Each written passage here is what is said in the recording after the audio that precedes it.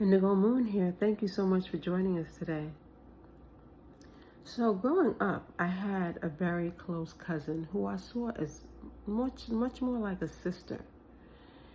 She and I would do a lot of exploring, running around the house. We were the older girls, so we enjoyed, playing church, playing the hula, using the hula hoop, jump rope. We really enjoyed ourselves. So we were really young at the time, and we were sleeping in the living room of our granny's house. And they had to go to Pathmark that morning, and everyone left, so it was only the children left in the house. So we woke up kind of hungry. I said, Tata, I'm hungry. I'm hungry too. And my cousin had wavy black hair. It was so beautiful. I mean, it was just, she cried to get her hair done all the time. She was very tender-headed. But we couldn't understand why she cried so hard to get her hair done, because it was so beautiful, I was also tender-headed, but I guess we were tender-headed in different ways. I cried too, but I guess I cried because, I guess both of us just hurt. And when pain is pain at the end of the day, right? So my grandmother decided to straighten my hair at one point. And when she straightened my hair and left me with these two long braids, I was happy with that result. And I didn't have a problem with her doing my hair because it was easier for her to do it. And it wasn't painful because it wasn't as tangled. And at the root, it wasn't so hard for her to comb or brush. And, we all had our own different experiences. But on this particular moment, before I forget, everyone was gone, and my cousin and I woke up, and we went into the kitchen. She said she wanted pancakes. I said, me too. So we pushed the chair on the side of the counter, to the side of the counter, and I said, I'll climb up and get it. So I climbed up, and I got the box and pulled the box down. Then I went and walked on the counter towards the sink to where the pots were kept. And the cast iron pot was very heavy, but I finally got it to the stove. And I turned on the fire. And my cousin said, you sure you know? I said, yes. It's like what's in the box. All you have to do is just pour it in the pot. So she said, okay. So here we are, and somehow the kitchen started smoking, and my cousin turned on the light. You see, there was sunlight that we were looking at early on. So my cousin decided that she was going to stir it. She got on the chair and she began to stir, and more smoke came about, and we didn't know what to do. So we held hands and ran into the living room. In fact, we ran and hid underneath the bed. So we heard the door downstairs. And my grandmother said, hot the Betty chicken. What in the world's going on here? She opened up, unlocked the door, and walked and ran into the kitchen, turned the stove off, took the pot off of the fire. And she said, who did this? My cousin and I were holding each other. Really holding each other like a hug, only we were hugging each other and moving back and forth and I said, I don't want to get a spanking this time. And I said, you want to do it? Can you? And my cousin said, I'll take the spanking for you this time. So we went in the kitchen. My cousin got the spanking. Now I got a little bit of spanking too, but she got it the worst because she took the blame.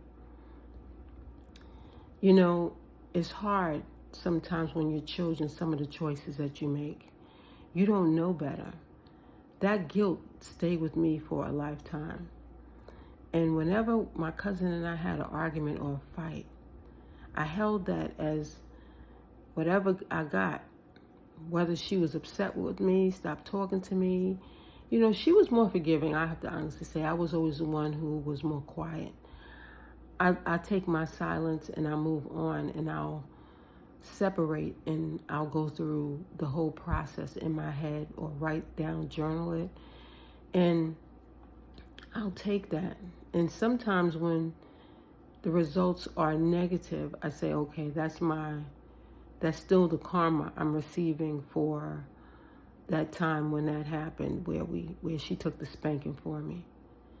Sometimes in life it's not that deep. I'm sure she's probably forgotten about the experience. But I cried later on again because I could not believe that my cousin could have taken the spanking for me. Both of us got the spanking, but she got it the hardest because she took the blame. We sometimes can hold on to things in such a harsh way where we can't let things go. And it's important that we begin to let things go. We shed some of this grief by tears, by journaling, by really separating from the experience through a healing. You know, our parents, grandparents should never have left us in the house alone, watched. And we woke up hungry. And Pathmark was away from the house. But I'm sure that they did not do it intentionally. They really thought we would actually still be asleep. I was always an early riser. My cousin, sometimes it depends on what the night before, brought. But this cousin and I were like sisters. When I say like sisters, she thought my household, that me growing up in my house was better than where she grew up. And I thought where she grew up was better than mine. I wanted her parents to adopt me because I felt like they had a more stable home. She loved my stepmother and my father, and she thought that, she would have had a better life with them. Sometimes the grass isn't always greener on the other side. What we see in another person's family, another person, is not always what it seems. So when we make wishes, it's important that we don't wish so much. It's important that we ask for guidance, that we pray to God and we say, God, guide me so that I am in the right environment, so that I am with the right person, so that I am making better choices for myself.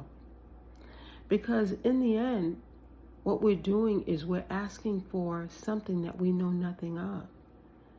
We can't expect to know what another person is going through, experiencing, if we're not in that environment, not sharing that same experience. But the love is what you can share. The love is what you can keep. The love is what can help you grow. I'll always love that cousin. She's always going to have a special place in my heart. Regardless of what the outcome, regardless of what has happened, what did happen, what didn't happen. And I have to look back and say that was a great lesson. A great lesson to learn, that to take responsibility for your actions, to love the people in your life while you are experiencing that life experience, and to move forward in learning and growing. Indigo Moon, you have a lovely one.